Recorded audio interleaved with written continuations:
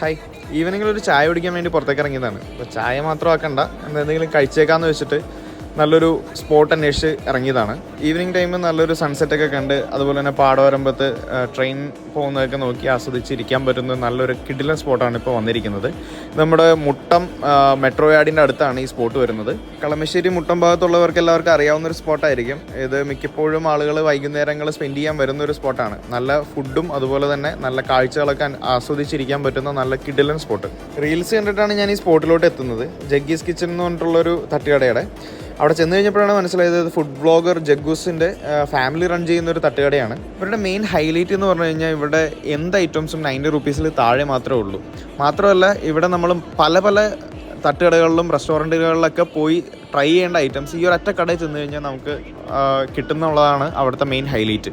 അവരുടെ മെയിനായിട്ട് അവർ സെർവ് ചെയ്യുന്ന ഐറ്റംസ് എന്ന് പറഞ്ഞു കഴിഞ്ഞാൽ പിടിയും കോഴിയുണ്ട്, അതുപോലെ തന്നെ റാവുത്തർ ബിരിയാണി ഉണ്ട്, പഴംപൊരിയും ബീഫും ഉണ്ട്, കപ്പ ബിരിയാണി ഉണ്ട്, അതുപോലെ തന്നെ നറുനീണ്ടി ചായ ഉണ്ട്, മിൽക്ക് സർബത്ത് ഉണ്ട്, പിന്നെ ചിക്കൻ ഫ്രൈ ഉണ്ട്, ബീഫ് ദോശയുണ്ട്. പിന്നെ ഈ ബീഫ് ഐറ്റംസ് എല്ലാം എനിക്ക് വളരെയധികം ഇഷ്ടപ്പെട്ടിരുന്നു. ഈ ഫുഡെല്ലാം ഉണ്ടാക്കുന്നത് ജഗ്ഗൂസിൻ്റെ തന്നെ അമ്മ തന്നെയാണ് അവിടെ ഉണ്ടാക്കുന്നത്. എനിക്കും എൻ്റെ ഫാമിലിക്കും ഇവരുടെ ഫുഡും അതുപോലെ തന്നെ ആ ലൊക്കേഷൻ അടിപൊളിയായിട്ട് ഇഷ്ടപ്പെട്ടിരുന്നു. നിങ്ങൾക്കും പോയി ഒന്ന് ട്രൈ ചെയ്തിട്ട് നോക്കാവുന്ന ഒരു സ്പോട്ടാണ്.